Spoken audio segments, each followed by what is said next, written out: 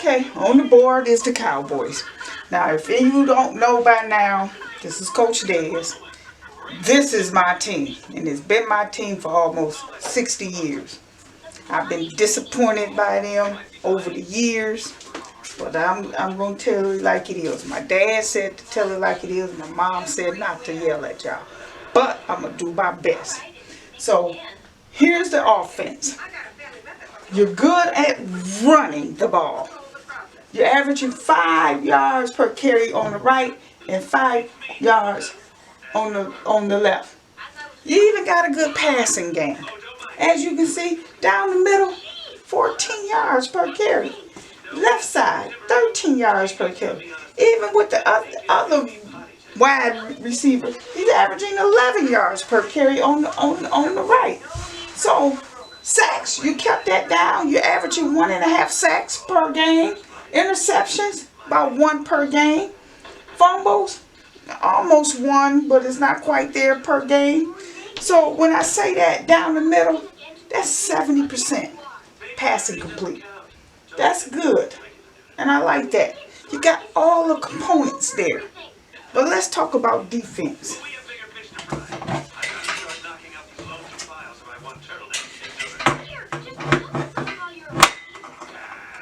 You want to know why this chair is here? Because I may have to sit down because I got 10 points to talk to y'all about. Okay, defense. You're doing pretty good, especially in stopping the run game. If you look, you average 3.8 yards per carry on the right. But this middle, I'm worried about. I don't know who's that middle tackler right there. That you're giving up 4 yards per carry down the middle, which nobody should have a good down the middle. To the left is 4.4 yards per carry. But now listen to this. Passing right and passing left, 11 yards per carry, 10 yards per carry. Down the middle, 10 yards per carry. There's something wrong with our middle. What is wrong with our middle? Our safety playing too deep? I didn't see that. But I will have my points where I need to. I don't know if that corner or the middle linebacker is coming off because you're averaging 2.5 sacks per game, only a half an interception, and 1 fumble per game. So for the defense, you're giving up 68% completion down that middle. That means down the middle, they know to pass each and every time. First down. They don't need no more than that first down. So with that being said, let me get to my 10 points. Now, I've been, like I said, for almost 6 decades, and it's ridiculous. So, let's start at point number 1. It starts at the top. You got to go. I don't give a damn what position you hold or what your status title is. You got to go. Anybody else in that position would have been gone a long time ago. Now, if you don't believe me, you do your records, and then you do anybody else's records, and you see how long they've been in that position. I don't give a damn if you sign the checks or not. You got to go. So let them boys take over. You still sign the checks. That means you still got a voice. If they ain't doing the job, find somebody that will do the job. But for now, your ass is fired. And if Cowboy Nation ain't in with me, oh well, they need to go back and review the tapes, because I got all the points that's going to tell you why they should go back and review the tapes. 1, you got to go. Number 2, whoever the play caller is, he got to go. If he ain't gone by now, you need to fire him, because anytime offense had a good run game going, they stopped and switched up to a passing game. Couldn't get the passing game to work for nothing.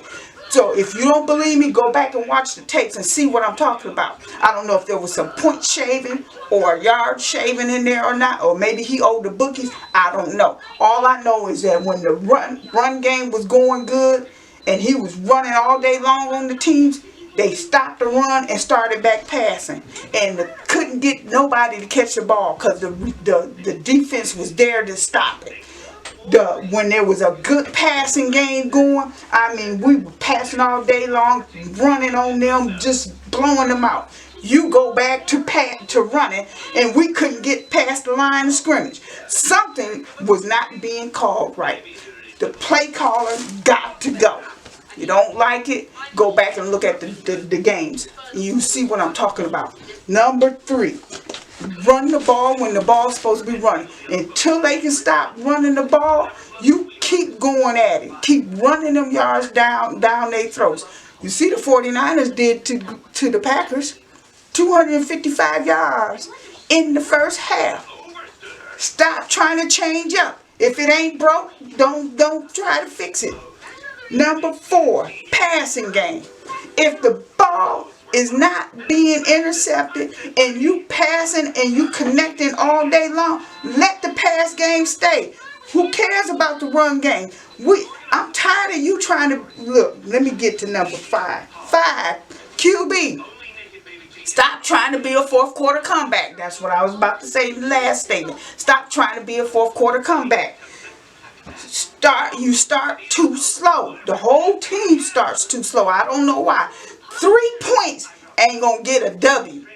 Okay? 3 points ain't gonna get you a W.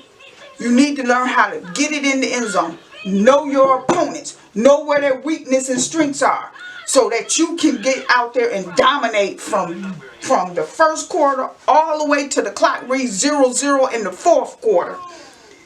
I know that your coaches are telling you what plays to make.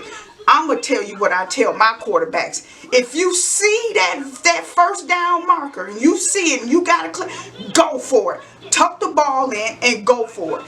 We ain't always right. So therefore, pull the ball down and run. Don't listen to them. Because especially when you had a run game going, keep the run game going. If you got a passing game going, keep the pass game going. Sometimes your coaches ain't always right, but sometimes they are. If they ain't did their homework on your team, don't do it. You as the quarterback, I say this all the time. Quarterback controls the clock. Defense wins games. Remember that.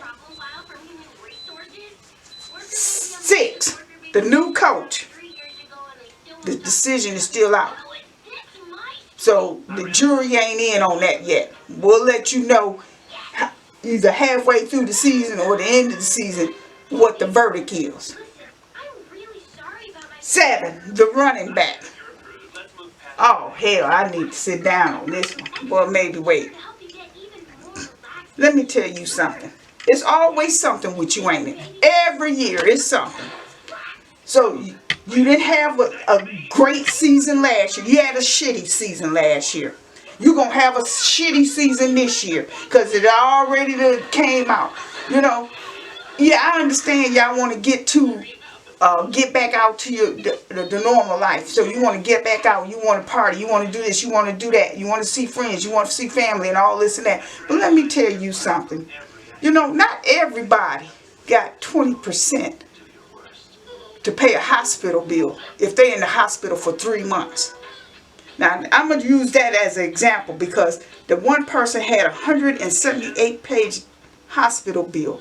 His bill was $1.3 million. Now, you take 20% of that and you tell me what that is. Because, see, us essential workers here, the ones that making chemicals, trying to find a cure for you, to send to research so they can find a cure for this virus, or the police officers, the firefighters, the paramedics, the people that stock in the shelves to make sure that we have food on our tables every day. These essential workers, now I'm not going to speak for them. I'm going to speak for me. I don't have 20% of a hospital bill that I can go out once I leave the hospital, drop that $260,000 down to pay my hospital bill. I don't have that in the bank. But since you have such a large bank account, you can donate that to us. I have parents that have been furloughed, hours cut or laid off, that cannot pay the registration fees to have their child play football. Now, I always say, you've been playing this game since you were 6 years old. These kids may have to miss that opportunity to play, and I'm sponsoring 5 kids. If God blesses me, I will try to sponsor another 5. But since you got so much money, why don't you come and you sponsor us? I got 60 kids playing for us, and I don't know how some of them parents is going to pay for this because of the situation that they're sitting in now. You know, if I'm wrong and you have a great season, I'll come back and say, you know what, I was wrong. This virus didn't affect him at all. He got a great season. But if I'm right, and you got 2 bad seasons in a row, now I can't blame last year. Half of that is your fault. The other half go to the play caller. You didn't have a great season. But if you don't have a good season this year, you owe Cowboy Nation a refund. And that starts here, right here with me. Because I'm tired of losing soldiers after soldiers on one-on-one competition as well as best records to these Packers. I'm tired of it. I got to hear this every day, every week, every time y'all act up or y'all do something stupid. I got to pay for it. I'm tired. Get it together. You got all the parts. All the parts are right here. Let's go. 8. I said that. If I'm wrong, I'm wrong, but we'll see. 9. You have all the pieces. Let it play out smoothly, smartly. I did say that. So 9, I put 9 in there. But 10, I'm tired of losing to these Packers. I said that. Again, I'm tired of losing to these Packers to head-on-head competition as well as best records. You got all the parts. Put it together. Do your homework. If your coaches ain't doing the homework, come back to my board and see what I'm talking about so that you know where to put the people at. I'm going to show you what I'm going to do with these numbers so you'll know how this going to work out. Trust me, all of this is going to fall into place for my fantasy football players all the way down. So with that being said, stop being a fourth quarter comeback and take each quarter as if that is the last quarter you're playing. I forgot 2 more things I need to say. Wilson, I buy mouthpieces, about 10 of them every week because my kids lose these mouthpieces. I run to the store right before games start and I buy 10 mouthpieces. I need you to design. Somebody's got to be doing it for the NFL. So design this mouthpiece. I don't know if you've seen the movie. If you haven't seen the movie, go back and watch the movie. Hannibal, which is the Silence of the Lamb, the first one. And they put that mask on him to feed him.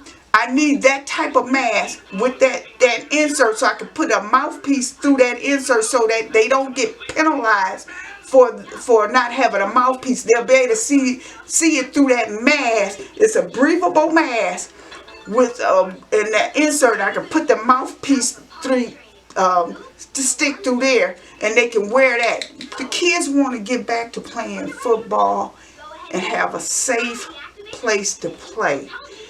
Also, gloves. We need gloves. I coach from size 6 all the way up to 14. So we talking extra small to extra large for these kids. They gonna need gloves. We can't stop the parents from coming to a public park to see their kids play, but we do want to keep the kids safe. So with that being said, somebody, reach out to Pound Steeler Nation and let them know if you can assist and help, or let us know where you can get those masks from. And like I said, in gloves. I need donations of gloves or something so that the kid, I usually don't like the kids to play in gloves because my thing last year was, if you can't catch a ball, I don't want you to have the gloves on. But this year, because of the pandemic, they need gloves on.